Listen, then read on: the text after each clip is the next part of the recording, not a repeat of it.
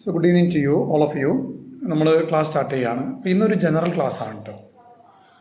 General class എന്ന് പറയുമ്പോൾ എല്ലാവരും ഒന്ന് ശ്രദ്ധിക്കാം. സാധാരണ നമ്മൾ എടുക്കുന്ന ടെക്സ്റ്റൽ ക്ലാസ്സുകളല്ല വരുന്നത്. പിന്നെ ഇന്ന് പൊതുവായിട്ട് ഇപ്പോൾ നമുക്ക് ടീച്ചറായിട്ട് നമ്മൾ എൻറോൾ ചെയ്യപ്പെടുമ്പോൾ എന്തെല്ലാം കടമ്പകൾ അതിൽ വരുന്നുണ്ട്, ഒരു ഇൻ്റർവ്യൂവിന് ശ്രദ്ധിക്കേണ്ട കാര്യങ്ങൾ എന്തൊക്കെയാണ്, അങ്ങനെയുള്ള അതുപോലെ ഫസ്റ്റ് ക്ലാസ്സിൽ കയറുമ്പോൾ പലപ്പോഴും നമുക്ക് ക്ലാസ് എടുക്കാൻ പ്രയാസം ഉണ്ടാവും. ആ പ്രയാസം എങ്ങനെ നമുക്ക് ദൂരീകരിക്കാം, അങ്ങനെയുള്ള കുറച്ച് കാര്യങ്ങളാണ് ഇന്നത്തെ ക്ലാസ്സിൽ നമ്മൾ ഡിസ്കസ് ചെയ്യാൻ ഉദ്ദേശിക്കുന്നത്. ഓക്കെ, അപ്പോൾ എല്ലാവർക്കും ക്ലാസ്സിൻ്റെ ഇത് മനസ്സിലായിട്ടുണ്ടാവും. Okay, yes. അപ്പോൾ ഇന്ന് സാധാരണ പോലെ ടീച്ചിമിൻ്റ് ആപ്പിലല്ല ക്ലാസ് വരുന്നത്. കാരണം ടീച്ചിമിന് എൻ്റെ ഫോൺ ടീച്ചിമിനിൽ കയറാൻ കഴിയുന്നില്ല. എന്തോ ടെക്നിക്കൽ എറർ വരുന്നുണ്ട്. ഇന്നലെ കുറേ കുട്ടികൾക്ക് ഇഷ്യൂസ് വന്നിട്ടുണ്ട്. ഇന്നലെ നമ്മൾ പ്ലാറ്റ്ഫോമിലല്ല, വേറെ പ്ലാറ്റ്ഫോമിൽ. ഓക്കെ, അപ്പോൾ പിന്നെ നമുക്ക് ഇന്ന് ക്ലാസ് റെക്കോർഡ് ചെയ്തുകൊണ്ട് തന്നെ ക്ലാസ് മുമ്പോട്ട് പോകുന്നത്. വീഡിയോ റെക്കോർഡ് തന്നെ കിട്ടും കേട്ടോ. ഓക്കെ, അപ്പോൾ എല്ലാവർക്കും ലഭ്യമായ രീതിയിൽ ക്ലാസ് വീഡിയോ റെക്കോർഡ് ലഭ്യമാകുന്ന രീതിയിൽ ക്ലാസ് പറ്റിയൊരു ഒരു പ്ലാറ്റ്ഫോമിൽ ക്ലാസ് റെക്കോർഡ് നൽകുന്നതാണ്. അതിന് ലിങ്ക് നാളെ മോർണിംഗേ അയക്കുള്ളൂ കേട്ടോ. ഓക്കെ, അപ്പോൾ നമുക്ക് ഇന്ന് ക്ലാസ്സിൽ കാര്യമായി ഡിസ്കസ് ചെയ്യാനുള്ളത് എല്ലാവരും ശ്രദ്ധിക്കുക.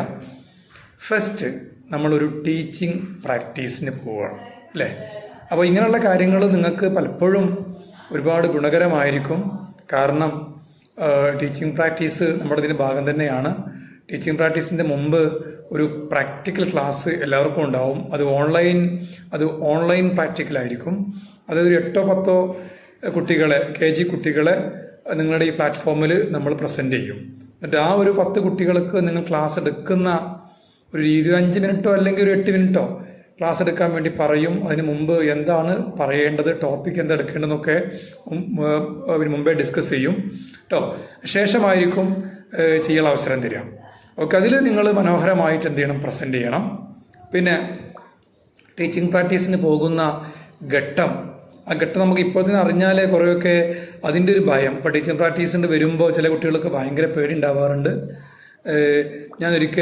ഞാനും പിന്നെ ആബിഡ് സാറും ഒരിക്കൽ ഞങ്ങൾ ബാംഗ്ലൂരല്ല മംഗലാപുരം എന്തൊരു ആവശ്യത്തിന് വേണ്ടി പോയതായിരുന്നു. അപ്പോൾ ആ സമയത്ത് പിന്നെ ഒരു കുട്ടി, ഒരു ടീച്ചർ ട്രെയിനി സാറിനെ വിളിച്ച്, അപ്പോൾ സാറ് വേറൊരു കോളിലായതുകൊണ്ട് സാർ 2 ഫോൺ യൂസ് ചെയ്യുന്നുണ്ട്. അപ്പോൾ 2ാമത്തെ ഫോണിലാണ് കോൾ വന്നത്. എനിക്കൊന്ന് സാറ് റീപ്ലൈ കൊടുത്തോളൂ പറഞ്ഞു. അപ്പോൾ ഞാനവരുടെ പ്രോബ്ലം ചോദിച്ചപ്പോൾ അവർ കരയുകയാണ്.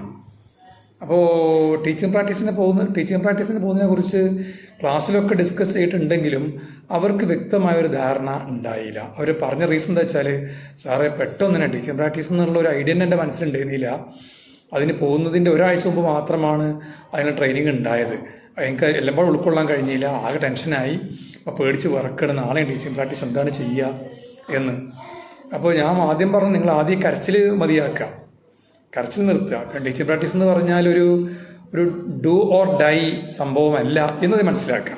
ഒന്ന് ജീവിക്കുക അല്ലെങ്കിൽ മരിക്കുക, അങ്ങനെ പറയുന്ന ഒരു സംഭവമല്ല എന്ന് ആദ്യം മനസ്സിലാക്കുക. എന്നിട്ട് നിങ്ങൾ ക്ലാസ് എടുക്കാൻ തയ്യാറാവുക. എന്തായാലും ഒരു കാര്യം ചെയ്തോളൂ, നിങ്ങൾ നാളെ തന്നെ ടീച്ചിങ് പ്രാക്ടീസിന് പോകണ്ട. ഞങ്ങളൊരു റിക്വസ്റ്റ് വാട്സപ്പിൽ ടൈപ്പ് ചെയ്ത് തരാം, അത് നിങ്ങൾ സ്കൂളിൽ കൊടുത്താൽ മതി പറഞ്ഞു. അങ്ങനെ ഞാൻ അപ്പം തന്നെ വാട്സപ്പിൽ ടൈപ്പ് ചെയ്ത് കൊടുത്തു. അവർ സ്കൂളിലേക്ക് കൊടുത്തു. 2 ദിവസം കഴിഞ്ഞിട്ട് സ്കൂളിലെ പ്രിൻസിപ്പാൾ പറഞ്ഞു 2 ദിവസം കഴിഞ്ഞിട്ട് വന്നാൽ മതി പറഞ്ഞു. ഓക്കെ, ആ 2 ദിവസത്തിനിടയ്ക്ക് അവർക്ക് ഞങ്ങൾ തിരിച്ചു വന്നതിന് ശേഷം അവർക്ക് വേണ്ട നിർദ്ദേശം കൊടുക്കാൻ കഴിഞ്ഞു. അവർ ഭംഗിയായിട്ട് പിന്നെ ടീച്ചിങ് പ്രാക്ടീസ് പൂർത്തിയാക്കി. ടീച്ചിങ് പ്രാക്ടീസ് ഏകദേശം 2 ആഴ്ച ആയപ്പോഴേക്കും എൻ്റെ അടുത്ത് പറയുകയാണ്, സാറേ ഒരു വല്ലാത്ത ലോകത്താണ് ഞാനുള്ളത്. കാരണം എന്താ വെച്ചാൽ എനിക്ക് ഈ കുട്ടികളെ മറക്കാൻ വയ്യ, കുട്ടികൾക്ക് എന്നെയും മറക്കാൻ വയ്യ. അതുകൊണ്ട് ഈ സ്കൂളിൽ നിന്ന് പോവുക, ഈ സ്കൂളിൽ നിന്ന് ടീച്ചിങ് പ്രാക്ടീസ് നിർത്തിപ്പോവുക എന്ന് പറഞ്ഞാൽ എനിക്കത് അസാധ്യമായ കാര്യമാണ്. അപ്പോൾ എന്താ ഒരു പോകാൻ വഴി? അപ്പോൾ ഞാൻ പറഞ്ഞ്, നിങ്ങൾ ഇന്നലെ ആ സ്കൂളിൽ തന്നെ ജോയിൻ ചെയ്താളി. അപ്പോൾ എന്തോ ഒരു കുതിരത്തുകൊണ്ട് അല്ലെങ്കിൽ എന്തോ ഒരു അനുഗ്രഹം കൊണ്ട് അവർക്ക് ആ കുട്ടികളെ ഫീഡ്ബാക്ക് അത്രയും മെച്ചപ്പെട്ടതായതുകൊണ്ട് അപ്പോൾ പിന്നെ പ്രിൻസിപ്പാൾ അവർ ഹസ്ബൻഡുമായി സംസാരിച്ചു. അവർ ആ സ്കൂളിൽ തന്നെ അപ്പോയിൻ്റ് ചെയ്തു. വലിയൊരു സാലറി ഒന്നും ഇല്ലെങ്കിലും ഒരു പ്രീ പ്രൈമറി ടീച്ചറെ സംബന്ധിച്ച് അത്യാവശ്യം കിട്ടാവുന്ന ഒരു നല്ല സാലറിയിൽ അവർക്ക് അവിടെ വർക്ക് ചെയ്യാൻ കഴിഞ്ഞു. ഇപ്പോൾ അവർ ആ സ്കൂളിൽ വർക്ക് ചെയ്യുകയാണ് എന്നാണ് എൻ്റെ ഒരു ധാരണ. ഓക്കെ, മനസ്സിലായില്ലേ? അപ്പോൾ ടീച്ചിങ് പ്രാക്ടീസ് നമുക്ക് നിർണായകമായ ഒരു ഘട്ടം തന്നെയാണ്. അത് നമ്മൾ അതിനെ കുറച്ചൊക്കെ നമ്മൾ വീട്ടിൽ നിന്ന് പിന്നെ ഒന്ന് പ്രാക്ടീസ് ചെയ്യുക. എന്നെങ്കിലും നാളെ തന്നെ കുട്ടികളെ നിങ്ങളെ മക്കളെ മേൽ കുതിര കയറരുത് കേട്ടോ. ആദ്യം പറയാം, ടീച്ചിങ് പ്രാക്ടീസ് ചിലപ്പോൾ അവരെ മേത്താവും യൂസ് ചെയ്യാം. അപ്പോൾ അവരെ മുഖം കാണുമ്പോൾ നമുക്ക് ഓമനിച്ച് ക്ലാസ് എടുക്കാണെന്ന് തോന്നൂല, രണ്ടെണ്ണം പൊട്ടിക്കാനേ തോന്നുള്ളൂ. ഓക്കെ, അപ്പോൾ നേരെ അവരെ മേൽ കുതിര കയറരുത് കേട്ടോ. അത് ആദ്യം പറയാണ്. ചിലപ്പോൾ ടീച്ചിങ് പ്രാക്ടീസ് വേഗം എന്താ പറയുക പിന്നെ അങ്ങനെ ചെയ്യുകയായി. ഓക്കെ, ദെൻ നെക്സ്റ്റ് നമ്മൾക്ക് ടീച്ചിങ് പ്രാക്ടീസിന് പോകും പലപ്പോഴും നമ്മളെ അലട്ടുന്നൊരു കാര്യമാണ് ലെസൺ പ്ലാൻ. അപ്പോൾ ടീച്ചിങ് പ്രാക്ടീസ് എങ്ങനെയാണ് സ്റ്റേജ് വരേണ്ടതെന്ന് പറഞ്ഞു.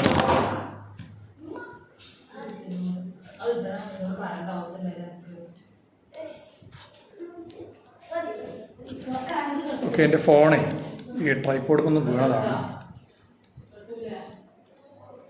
ഓക്കെ, അപ്പോൾ ടീച്ചിങ് പ്രാക്ടീസിൻ്റെ സ്റ്റേജ് എങ്ങനെയെന്ന് പറഞ്ഞാൽ ആദ്യം നമ്മളൊരു റിക്വസ്റ്റ് തരും. ആ റിക്വസ്റ്റ് നിങ്ങൾ സ്കൂളിൽ കൊണ്ടുപോയി കൊടുക്കുക എന്നുള്ളതാണ്. അത് റിക്വസ്റ്റ് വേണം നിർബന്ധമില്ല. നിങ്ങൾ സ്കൂളിൽ പോയിട്ട് ചോദിച്ചാലും അവരെന്ത് ചെയ്യും, പെർമിഷൻ തരും. കാരണം ഈ ടീച്ചിങ് പ്രാക്ടീസ് ചെയ്യുക എന്ന് പറയുമ്പോൾ അത് പ്രിൻസിപ്പാളിനും സ്റ്റാഫിനൊക്കെ ഭയങ്കര സന്തോഷമാണ്. കാരണം അവിടെ സ്റ്റാഫിന് മൈക്ക് ആരെങ്കിലും ഓൺ ചെയ്ത് വെക്കുകയാണെന്ന് ഓഫ് ചെയ്തോളൂ കേട്ടോ. കാരണം ക്ലാസ് ജാമാവും, സ്റ്റക്കാവാനൊക്കെ സാധ്യത അങ്ങനെ ആവാം. മൈക്ക് ഓഫ് ചെയ്യണം, കാരണം അവിടെ ബാക്ക്ഗ്രൗണ്ട് നോയ്സ് വന്നു കഴിഞ്ഞാൽ ക്ലാസ് ജാമാവും. വീഡിയോ ഓണാക്കണമെങ്കിൽ ഓണായിക്കോളൂ, കുഴപ്പമൊന്നുമില്ല, അത് നിങ്ങളെ ഇഷ്ടം, അത് നിങ്ങൾക്ക് വിട്ടുതന്നു. വീഡിയോ ഓണാക്കുന്നതുകൊണ്ട് ജാമ് വരാറില്ല. ഓക്കെ, അപ്പോൾ ഈ ഒരു കാര്യം നമ്മൾ ആദ്യം തിരിച്ചറിയണം. നമുക്കത് റിക്വസ്റ്റ് കൊടുത്തു കഴിഞ്ഞാൽ തീർച്ചയായിട്ടും അവിടെ പോയി പറഞ്ഞാലും അവരനുവദിക്കും. കാരണം എന്താണ്, നോർമലി ഒരു സ്കൂളിൽ 2 ആഴ്ച സ്റ്റാഫ് അവിടെ വർക്ക് ചെയ്യുന്ന സ്റ്റാഫിന് ഫ്രീ കിട്ടുകയാണ്, ഫുൾ ഫ്രീ കിട്ടുകയാണ്. അവർ പകരമാണ് നിങ്ങൾ വർക്ക് ചെയ്യേണ്ടത്. പിന്നെ അവർ വർക്ക് ചെയ്യാതെ സാലറി വാങ്ങണോ, നിങ്ങൾ അവർക്ക് പകരം വർക്ക് ചെയ്യുന്നോ, നിങ്ങൾക്ക് ടീച്ചിങ് പ്രാക്ടീസിന് സാലറി ഒന്നും ഉണ്ടാവില്ല. മനസ്സിലായില്ലേ? അപ്പോൾ അതിന് നമുക്കറിയാം. അപ്പോൾ നമ്മളും ആ സ്ഥാനത്താണെങ്കിൽ നമ്മളും എന്ത് ചെയ്യും, അനുവദിക്കും. വളരെ ഹാപ്പിയാണ് ഈ കാലം അല്ലേ. കാലാകാലം ടീച്ചർ പ്രാക്ടീസ് കിട്ടിയാൽ എങ്ങനെ ഉണ്ടാവും എന്നാണ് നമ്മൾ ചിന്തിക്കുക. അതായത് നമ്മൾ പഠിപ്പിക്കുന്ന ക്ലാസ്സിലേക്ക് കാലാകാലം ഇങ്ങനെ ടീച്ചർ ട്രെയിനികൾ ടീച്ചർ പ്രാക്ടീസിന് വരികയാണെങ്കിൽ നമുക്ക് ഫ്രീ ആയിട്ട് നിങ്ങൾ സാലറി എങ്ങനെ വാങ്ങാം അല്ലേ? അത് കുഴപ്പമൊന്നുമില്ലല്ലോ അല്ലേ?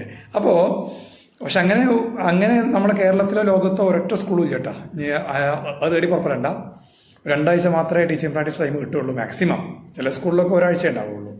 ഓക്കെ, അപ്പോൾ ടീച്ചിങ് പ്രാക്ടീസിന് പോകുമ്പോൾ ഒരു റിക്വസ്റ്റ് കൊടുത്തു കഴിഞ്ഞാൽ ആ റിക്വസ്റ്റിൻ്റെ ഫോർമാറ്റ് നമ്മൾ ഇവിടുന്ന് തരുന്നുണ്ട്. നിങ്ങളത് പ്രിൻ്റ് ഔട്ട് എടുത്തുകൊണ്ട് നിങ്ങൾ ജസ്റ്റ് പേരൊന്ന് ടൈപ്പ് ചെയ്താൽ മാത്രം മതി.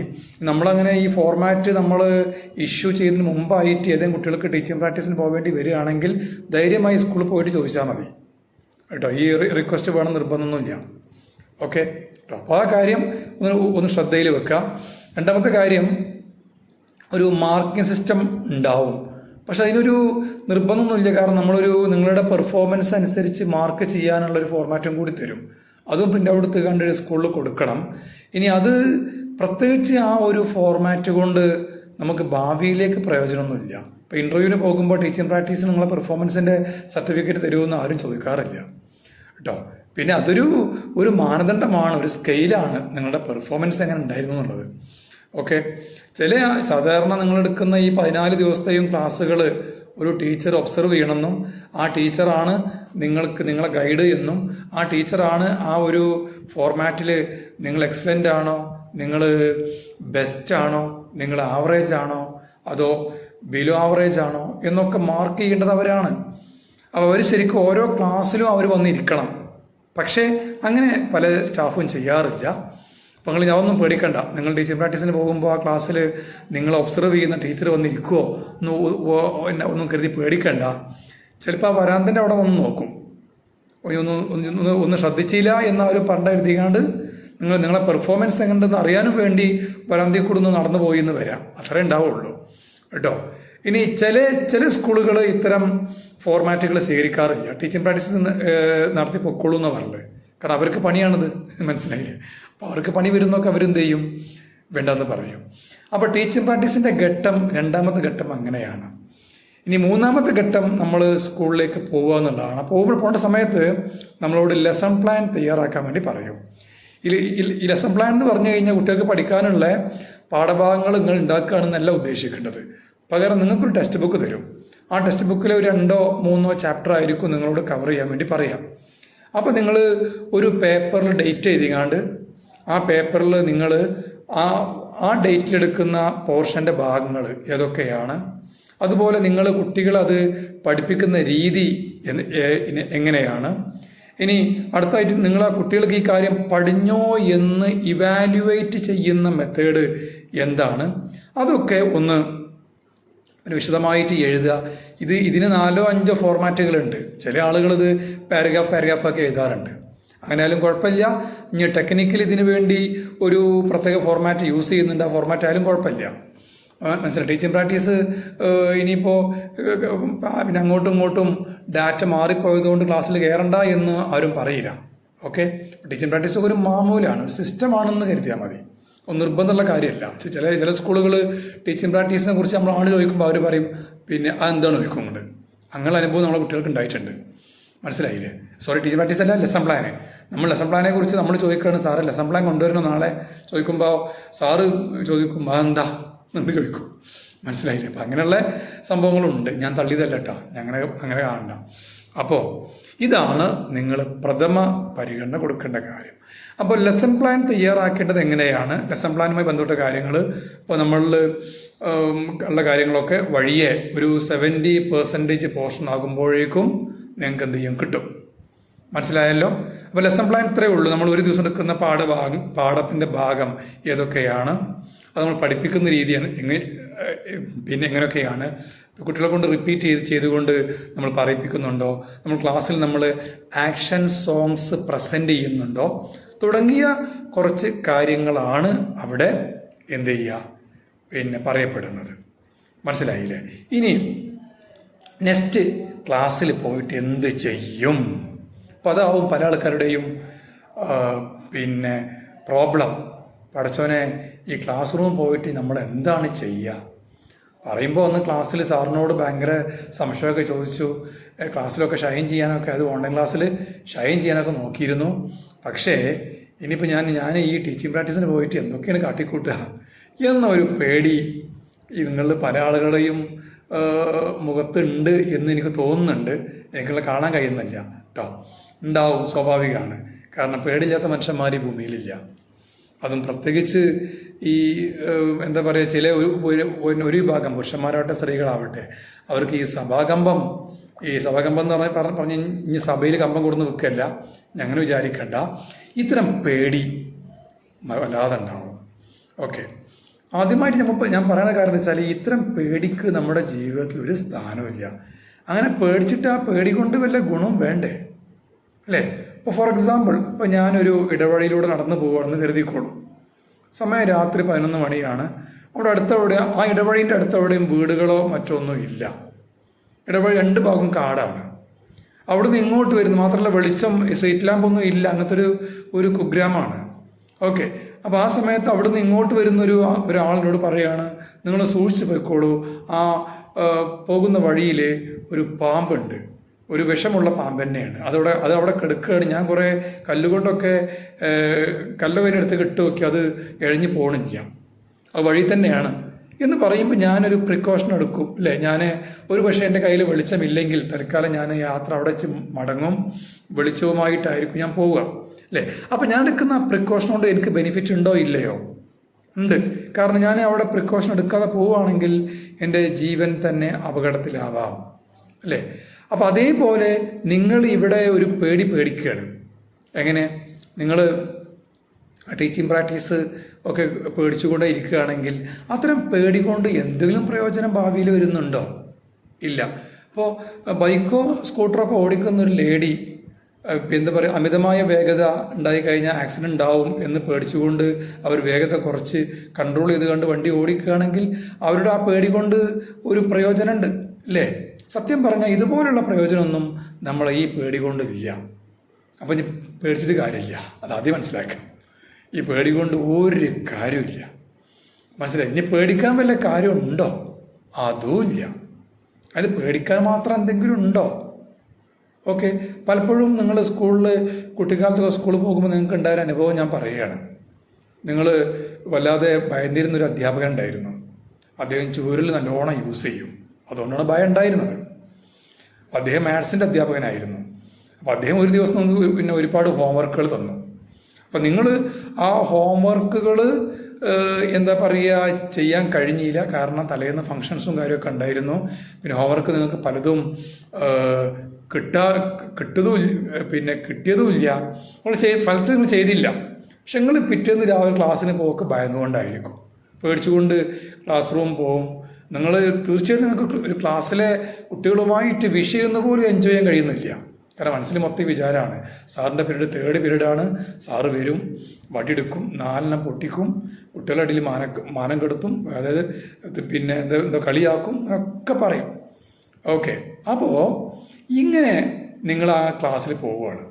ജസ്റ്റ് നിങ്ങൾ സംശയത്തിന് വേണ്ടി നിങ്ങൾ ഒന്ന് ഓഫീസ് റൂമിൻ്റെ അവിടെ പോയി നോക്കി, ആൾ വന്നേക്കണോ, ആ സ്റ്റാഫ് ആ അധ്യാപകൻ വന്നേക്കണോ, എവിടെ മൂപ്പരെ പൊടി പോലും കാണുന്നില്ല.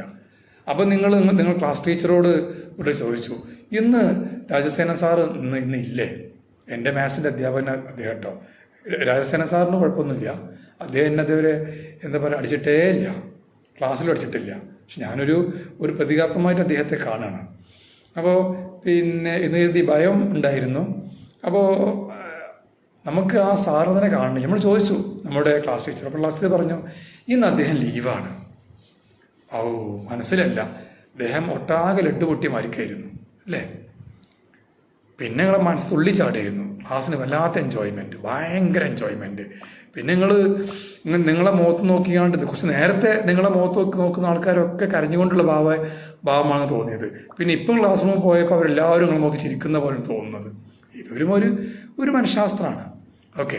അപ്പോൾ അതേപോലെ ടീച്ചിങ് പ്രാക്ടീസിന് ഭയങ്കരമായി പേടിച്ചിട്ട് പോയിട്ട് അവസാനം ടീച്ചിങ് പ്രാക്ടീസ് ഇങ്ങോട്ട് റെഡി ആയിട്ട് ഇങ്ങോട്ട് 1-2 ദിവസം കഴിഞ്ഞാൽ പിന്നെ നിങ്ങൾ തന്നെ പറയും, ഇപ്പോൾ എന്ത് രസമാണ്, ഇപ്പോൾ നേരം വെളുക്കാൻ വേണ്ടി കാത്തുക്കാണ് ഓരോ ദിവസം ക്ലാസ്സിന് പോകാൻ വേണ്ടിയിട്ട്. കാരണം ആ കുട്ടികളെ കാണാൻ എന്ത് ഇൻട്രസ്റ്റ് ആണ്, കുട്ടികൾ നിങ്ങളായിട്ടുള്ള ഇൻട്രാക്ഷൻ എന്ത് രസമാണ്. അപ്പോൾ നിങ്ങൾ ഒരു പുതിയ ലോകത്തേക്ക് പ്രവേശിക്കുകയാണ്. അപ്പോൾ ശരിക്കും ടീച്ചിങ് പ്രാക്ടീസ് എന്ന് പറഞ്ഞാൽ ഇനിയിപ്പോൾ തന്നെ പേടിച്ചുകൊണ്ട് ഇനി തങ്ങന്മാരെ മൂല്യന്മാരെ പണിക്കന്മാരെ ഒന്നും കാണാൻ പോകണ്ട. അത് ആദ്യം പറഞ്ഞുതരാം. നിങ്ങൾ ധൈര്യമായിട്ടാണ് ചെല്ലുക. കാരണം അവിടെ പേടിക്കുക ഈ പിഞ്ചു കുഞ്ഞുങ്ങളെ ഉള്ളൂ. തെറ്റേത് ശരിയേതെന്ന് അറിയാത്ത 3-3.5 വയസ്സ് പ്രായമുള്ള ഈ പിഞ്ചു കുഞ്ഞുങ്ങൾ മാത്രമേ ഉള്ളൂ. അല്ല അവിടെ ആ ക്ലാസ്സിൽ വല്ല കല്ലുംകാട്ട് നീലൊക്കെ ഉണ്ടെങ്കിൽ പിന്നെ പേടിക്കരുത്. പിന്നെ പേടിക്കാനുള്ള ഒരു സ്കോപ്പ് ഉണ്ട് എന്ന് പറയാം. പക്ഷെ ഇതൊന്നുമില്ലല്ലോ. ഓക്കെ. അപ്പോൾ നിങ്ങൾ ഇത്തരം കാര്യങ്ങളൊന്ന് ശ്രദ്ധ കൊടുത്തു കഴിഞ്ഞാൽ നമ്മുടെ ലൈഫിന് അത് വളരെ വലിയ മുതൽക്കൂട്ടായിരിക്കും എന്ന് മനസ്സിലാക്കുക.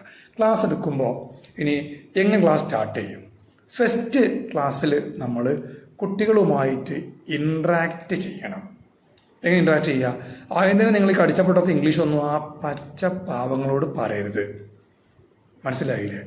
ആദ്യം ചെയ്യേണ്ടത്, ഞാൻ നിങ്ങളെ ഒബ്സർവ് ചെയ്യുന്ന സാറ് അല്ലെങ്കിൽ ടീച്ചർ ക്ലാസ്സിൽ ഉണ്ടാവട്ടെ ഇല്ലാതിരിക്കട്ടെ, അങ്ങനത്തെ ഒരാൾ ആ ക്ലാസ് റൂമിലോ പരിസരത്തോ ഉള്ള ഭാവം പോലും നമുക്കില്ല.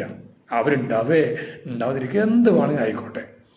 നമ്മൾ ആ കുട്ടികളെ മനസ്സറിഞ്ഞ് ആത്മാർത്ഥമായിട്ട് പഠിക്കാം. മലയാളത്തിൽ പഠിച്ചോളൂ. ഓക്കെ. ഇടയ്ക്കിടയ്ക്ക് ഇംഗ്ലീഷ് വാക്കുകൾ യൂസ് ചെയ്യണം. അതെന്തിനു വേണ്ടിയാണെന്നറിയോ? ഈ ക്ലാസ് കാണുന്ന ടീച്ചറെ ബോധ്യപ്പെടുത്താൻ വേണ്ടിയാണ്. ഇടയ്ക്കിടയ്ക്ക് ഫുള്ളായിട്ട് പറയണ്ട, പിന്നെ കുട്ടികൾ മേപ്പെട്ട് നോക്കും. അപ്പോൾ അത് വേണ്ട കേട്ടോ. അപ്പോൾ ഇങ്ങനെ ചെയ്യുന്നതിലൂടെ കുട്ടികൾ ആത്മാർത്ഥമായിട്ട് പലപ്പോഴും അവരെ തലയിൽ തടവുക, അവരെ പുറത്ത് തടവുക, ഇതൊക്കെ കുട്ടികളെ കയ്യിലെടുക്കാനുള്ള നല്ല സൂത്രമാണ്. പലപ്പോഴും നിങ്ങൾ ആദ്യം ചെയ്യേണ്ടത് ഒരു പുഞ്ചിരിയാണ്. ശരിക്കുള്ള പുഞ്ചിരിച്ചുകൊണ്ട് ക്ലാസ്സിൽ കയറാവൂ. പുഞ്ചിരി വല്ലാത്തൊരു ആയുധമാണ്. നമ്മൾ പുഞ്ചിരിൻ്റെ എഫക്റ്റ് മനസ്സിലാക്കണമെങ്കിൽ ഇപ്പോഴാണോ ഞാൻ കഴിഞ്ഞ 2 വർഷം മുമ്പോ എന്നറിയില്ല, BA ഇംഗ്ലീഷ് പഠിക്കുന്ന കുട്ടികൾക്ക് അവരുടെ പിന്നെ മെയിൻ പേപ്പറായിട്ട് 80 എസ്സൈസ്റ്റ് പറഞ്ഞ സംഭവം വരുന്നുണ്ട്. 80 എസ്സൈസ്റ്റ്. അപ്പോൾ അതിൽ GK ചെസ്റ്റർട്ടൺ എന്നൊരു ഇംഗ്ലീഷ് എഴുത്തുകാരൻ ഓൺ സ്മൈൽസ് എന്ന ഒരു ലെസൺ, ഒരു ലേഖനം അവതരിപ്പിക്കുന്നുണ്ട്. അദ്ദേഹം ആ ലേഖനത്തിൽ പുഞ്ചിരിയെക്കുറിച്ചാണ് പറയുന്നത്, ഓൺ സ്മൈൽസ്. ഓക്കെ കേട്ടോ. അപ്പോൾ ഇന്ന് ഞാൻ ജനറലായി എടുക്കുന്നത് എന്താ വെച്ചാൽ, ഇപ്പോൾ ക്ലാസ് തുടങ്ങി ഏകദേശം 1 മാസം ആയി തുടങ്ങുന്നു അല്ലേ, അല്ലെങ്കിൽ ഒരു 1.5 മാസമായി തുടങ്ങി. ഇനി കുറേശ്ശെ ഇടക്കിടക്ക് നാളെ തന്നെ ടീച്ചിങ് പ്രാക്ടീസിൻ്റെ ബാക്കിയുള്ള ഭാഗം ഉണ്ടാവില്ല കേട്ടോ. ഇത് ഇടക്കിടക്കേ വരുള്ളൂ. അപ്പം അങ്ങനെ ജനറൽ ക്ലാസ്സുകൾ എന്ത് ചെയ്യും, എൻ്റെ ഭാഗത്തുനിന്നും നമ്മുടെ മറ്റു സ്റ്റാഫ്, പിന്നെ എസ്പെഷ്യലി ആബിഡ് സാറുടെ ഭാഗത്തുനിന്നൊക്കെ നമുക്ക് ക്ലാസ് കിട്ടിക്കൊണ്ടിരിക്കും. ഓക്കെ. അപ്പോൾ ക്ലാസ്സിലെ കുട്ടികളെ ആത്മാർത്ഥമായിട്ട് അവർക്ക് മനസ്സിലാവുന്ന രീതിയിൽ അവരോട് ഇൻട്രാക്ട് ചെയ്യാം. കുട്ടികൾ ആദ്യം മനസ്സിലുണ്ട് വരണം, ടീച്ചർ കൊള്ളാം, ടീച്ചർ നല്ല സ്വഭാവമാണ്. അവർ വീട്ടിൽ പോയിട്ട് പറയണം അവരുടെ ഉമ്മച്ചിയോട്, ഉമ്മച്ചി എന്നൊരു പുതിയ ടീച്ചർ വന്നേക്കണ്, ആ ടീച്ചറെ കാണാൻ ഭയങ്കര മഞ്ചാണ്. അപ്പം നിങ്ങൾ ഇനിയിപ്പോൾ മേക്കപ്പ് ബോക്സൊക്കെ എടുത്ത് കണ്ട് ഇട്ട് റെഡിയാക്കി പോകണ്ട. ഈ മൊഞ്ച് എന്ന് പറയുന്നത് അങ്ങനെയല്ല, നിങ്ങളുടെ പെരുമാറ്റമാണ് കേട്ടോ. ഇനി പഠിച്ചോനെ, ഇനി സാറ് പറഞ്ഞ പോലെ പിന്നെ ഫൗണ്ടേഷനൊക്കെ അടിച്ച് പോകേണ്ടി വരുമോ, അതോ ബ്യൂട്ടി പാർലർ പോകേണ്ടി വരുമോ ഫസ്റ്റ് എന്നൊക്കെ ചിന്തിക്കും. ആ പഞ്ചായത്തുകയെ പിന്നെ അടുക്കണ്ട കേട്ടോ, അതല്ല ഉദ്ദേശിച്ചത്. കുട്ടികൾ അങ്ങനെ പറയുള്ളൂ. അവർക്ക് നിങ്ങളെ പുഞ്ചിരി, നിങ്ങളുടെ ആ മനോഭാവം, നിങ്ങൾ അവരെ കെയർ ചെയ്യുന്ന രീതി, അതൊക്കെ കാണുമ്പോൾ തന്നെ ആ കുട്ടികൾക്ക് നിങ്ങളെ വല്ലാത്ത ഇഷ്ടമാവും. ആ ഇഷ്ടം അവർ ചില പ്രത്യേകമായ വാക്കുകളിലൂടെ അവർ പ്രകടിപ്പിക്കും അവരുടെ പാരൻസിനോട്. സോ ആ പാരൻസിൻ്റെ മനസ്സിലും നിങ്ങൾക്കൊരു സ്ഥാനം, അല്ലെങ്കിൽ ആ പാരൻസിൻ്റെ മനസ്സിൽ നിങ്ങളെക്കുറിച്ചുള്ള ചിത്രം അവിടെ എന്താ പറയുക, വിത്ത് പായിക്കഴിഞ്ഞു അല്ലേ. ഓക്കെ. എന്ന് കരുതി ക്ലാസ്സിൽ ഫുള്ള് മലയാളം പാടില്ല. ഇടയ്ക്കിടയ്ക്ക് ഇംഗ്ലീഷ് വാക്കുകൾ ഇങ്ങനെ പറയണം, മനസ്സിലായില്ലേ.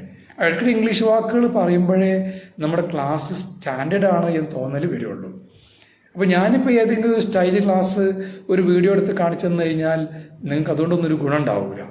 നിങ്ങൾ സ്വയം നിങ്ങളതായിട്ടൊരു സ്റ്റൈൽ വളർത്തിയെടുക്കുക. ഞാൻ ഈ പറഞ്ഞ ഈ കാര്യം മനസ്സിലുണ്ടാവണം. കുട്ടികളെ ആത്മാർത്ഥമായി സ്നേഹിക്കുക, കുട്ടികളെ മനസ്സ് മനസ്സിലാക്കുക. നിങ്ങൾ ഒരു കുട്ടിയെ പേര് ചൊല്ലി വിളിക്കുകയാണെങ്കിൽ ആ പേര് ആഴത്തിൽ ആ കുട്ടിയുടെ മനസ്സിൽ പതിയണം. അപ്പോൾ ഞാൻ നമ്മുടെ ഓഫ്ലൈൻ ക്യാമ്പിൽ ഒരു കാര്യം പ്രസൻറ്റ് ചെയ്ത സമയത്ത് അന്ന് ക്യാമ്പിന് വന്നിരുന്ന നമ്മുടെ മുമ്പത്തൊരു ബാച്ചിൽപ്പെട്ട ഒരു ട്രെയിനി എൻ്റെ അടുത്ത് പറയണ്ടായി, സാറ് പറഞ്ഞ പോലെ ഒരു ടീച്ചറാണ് എൻ്റെ കുട്ടിയെ പഠിപ്പിക്കേണ്ടത്. കാരണം ആ ടീച്ചർ എന്താ പറയുക, അത്രയും കുട്ടികളെ കെയർ ചെയ്യുന്നുണ്ട്. കുട്ടി എൻ്റെ അടുത്ത് കുട്ടിക്ക് എൻ്റെ അടുത്ത് വന്ന് ഓരോ ദിവസം വൈകുന്നേരവും വന്നു കഴിഞ്ഞാൽ ഉടനെ പറയാറുള്ളത്, ടീച്ചറെ ക്ലാസ്സിലെ പ്രസൻറ്റേഷൻ, ആക്ഷൻ സോങ്സ്, ടീച്ചർ കുട്ടികളെ ഡീൽ ചെയ്ത രീതിയൊക്കെയാണ്. ഓക്കെ, അവിടെ ബാങ്ക് കൊടുക്കുന്നുണ്ട്, അല്പസമയം ഒന്ന് വെയിറ്റ് ചെയ്യൂ കേട്ടോ.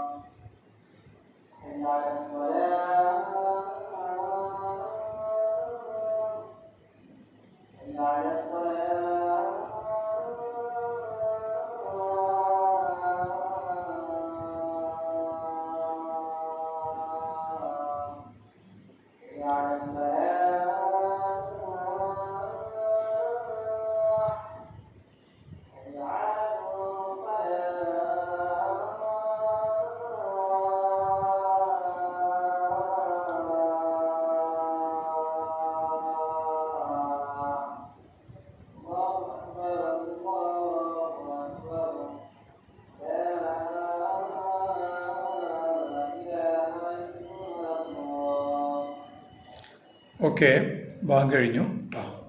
അപ്പോൾ ഞാൻ പറഞ്ഞ കാര്യങ്ങൾ കൃത്യമായിട്ട് ഫോളോ അപ്പ് ചെയ്യണം. പിന്നെ നിങ്ങൾ പലപ്പോഴും വീട്ടിലൊക്കെ റൂമിലൊക്കെ നിന്നിട്ട് ഇങ്ങനെ ക്ലാസ് എടുക്കുന്ന രീതി വലിയ സൗണ്ടൊന്നും ഇല്ലാതെ റൂം കതകടച്ച് കുറ്റിയിട്ടുകൊണ്ട്, കാരണം ഒറ്റയ്ക്ക് ഇങ്ങനെ ക്ലാസ് എടുക്കുന്ന രീതി നിങ്ങളുടെ വീട്ടിലാരെ കണ്ടു കഴിഞ്ഞാൽ മറ്റു സംശയങ്ങൾ വരാം. അത് ഒഴിവാക്കാൻ വേണ്ടി റൂമിൽ ഡോറ് കുറ്റിയിട്ട് കണ്ട് വേണമെങ്കിൽ എന്ത് ചെയ്യാം, തനിച്ച് ക്ലാസ് എടുക്കുന്ന രീതിയൊക്കെ ശരിക്കും നോക്കണം. ശരിക്കും ഒരു ആക്ടിങ് ആണ്. ഈ ക്ലാസ് എടുക്കുക എന്ന് പറയുമ്പോൾ ഒരു അഭിനയം തന്നെയാണ്. അതുകൊണ്ട് തന്നെ നമ്മൾ അല്പം എനർജി ഇട്ടുകൊണ്ട് വേണം. ആക്ഷൻ സോങ്സ് ഒക്കെ അവതരിപ്പിക്കുമ്പോൾ കുറച്ചൊരു എനർജി കൊടുക്കണം എന്ന് കരുതി ഭയങ്കര വോയിസ് കൊടുക്കരുത്. അങ്ങനെ വോയിസ് കൊടുത്താൽ ഫസ്റ്റ് പീരീഡ് ഒരു അരമണിക്കൂർ മാത്രമേ വോയിസ് ഉണ്ടാവുള്ളൂ.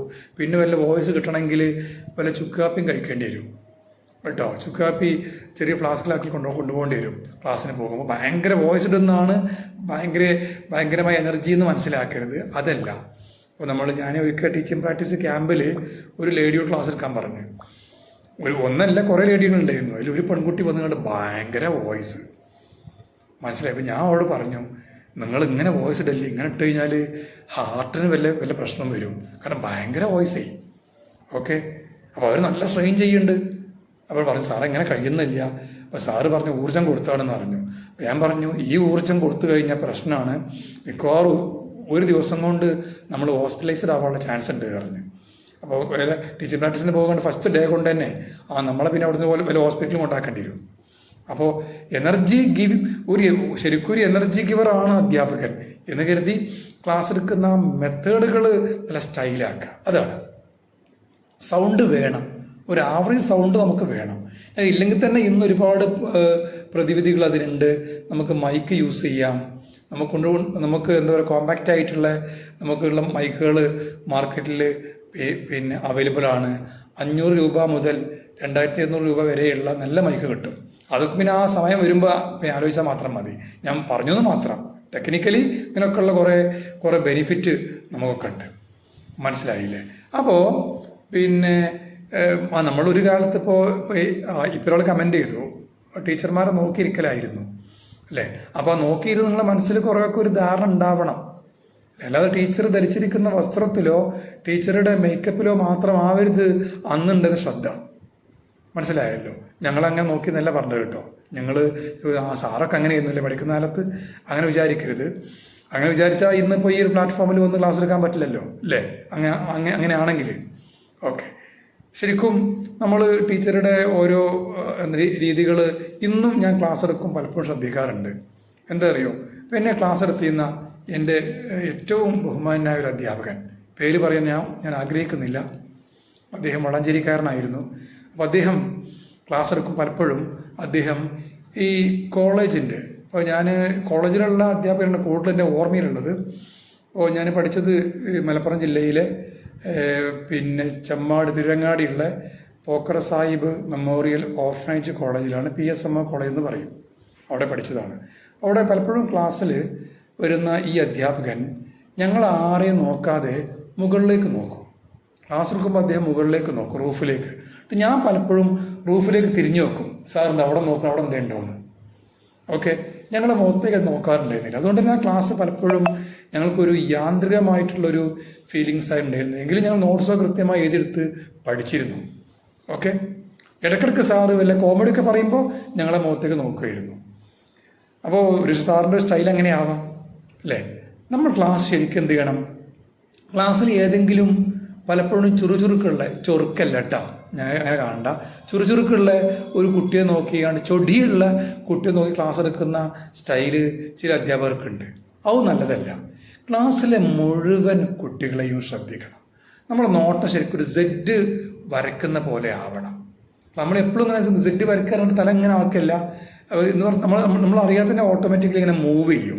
നമ്മുടെ ഹെഡ് ഇങ്ങനെ എന്ത് ചെയ്യും, ഇങ്ങനെ മൂവ് ചെയ്യും. മനസ്സിലായില്ലേ?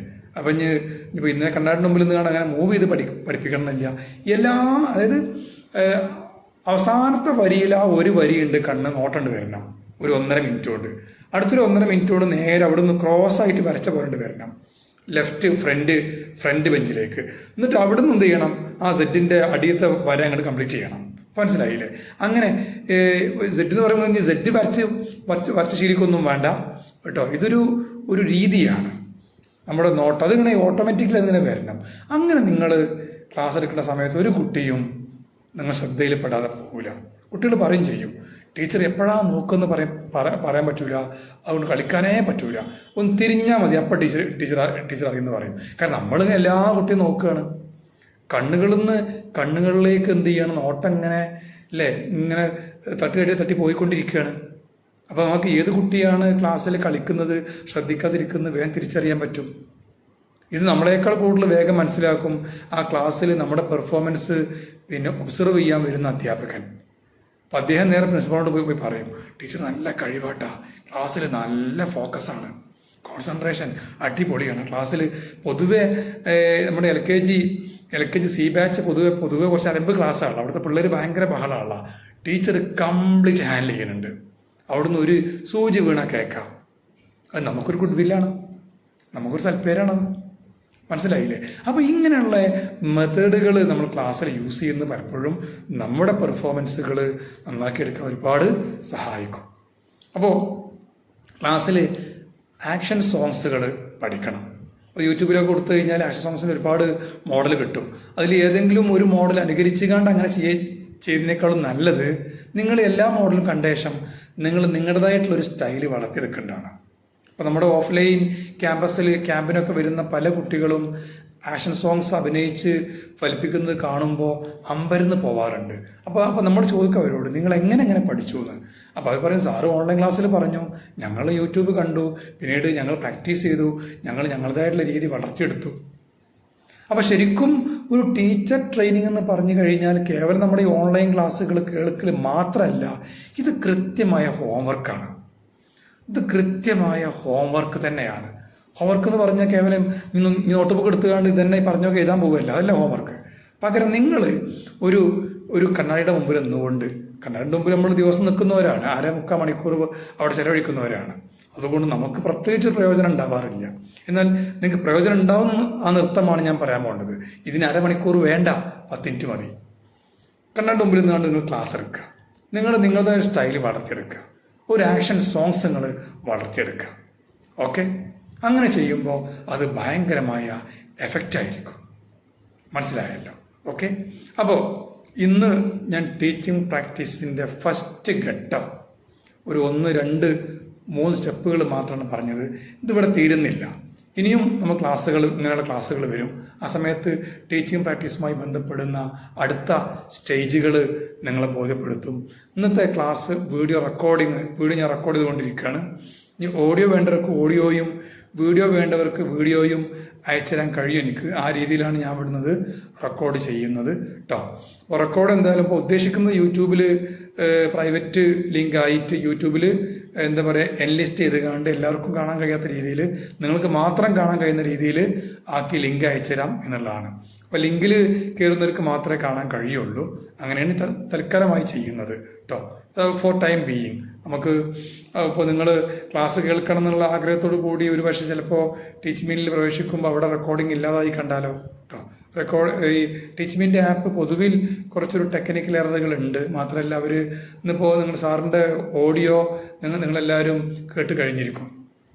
അപ്പം എന്താ വെച്ചാൽ ചെറിയൊരു പ്രോബ്ലം ഉണ്ട്. ഫിനാൻഷ്യലി അവർ വലിയൊരു ബേർഡൻ നമ്മളെ മേൽ ചെലുത്തുകയാണ്.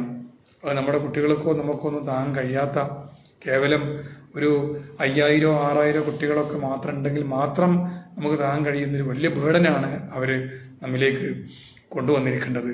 അപ്പോൾ അത് നമുക്ക് സഹിക്കാൻ കഴിയൂല, നമുക്ക് അഫോർഡ് ചെയ്യാൻ പ്രയാസമാണ്. ഓക്കെ, സോ നമ്മളെന്തായാലും ഒരു സ്വതന്ത്രമായ മറ്റൊരു പ്ലാറ്റ്ഫോം നമ്മൾ പിന്നെ നോക്കുന്നുണ്ട്. തീർച്ചയായിട്ടും ക്ലാസ്സുകൾ പൂർവാധികം ശക്തിയോട് കൂടി മുമ്പോട്ട് പോകും. ക്ലാസ്സുകൾക്ക് തടസ്സമൊന്നും വരില്ല, റെക്കോർഡിംഗ് ഉണ്ടാവും കേട്ടോ. ഓക്കെ, അപ്പോൾ ഇന്ന് നമ്മൾ ഈ ക്ലാസ് ഇവിടെ വൈൻഡപ്പ് ചെയ്യാൻ പോവുകയാണ്. എല്ലാവരും ഓക്കെ അല്ലേ? കുറച്ച് കാര്യങ്ങൾ, ഒരുപാട് കാര്യങ്ങൾ വേണ്ട. ഞാൻ സ്ഥിരമായി പറഞ്ഞ കാര്യം തന്നെ, നമുക്ക് പ്രധാനപ്പെട്ട കാര്യങ്ങൾ മാത്രം പറഞ്ഞു പോവുക. അതിന് ക്ലാസ് കഴിയുന്തോറും ടൈം അങ്ങനെ കൂടി വരും. നമ്മളിപ്പോൾ ഒരു 40 മിനിറ്റാണ് മാക്സിമം ക്ലാസ് പോയിക്കേണ്ടത്. ഓക്കെ, അപ്പോൾ എല്ലാവരും ഓക്കെ ആണല്ലോ കേട്ടോ. എങ്കിൽ ഞാനൊന്ന് ക്ലാസ് വൈൻഡപ്പ് ചെയ്യാണ്. So thank you very much. Have A nice day. Good night.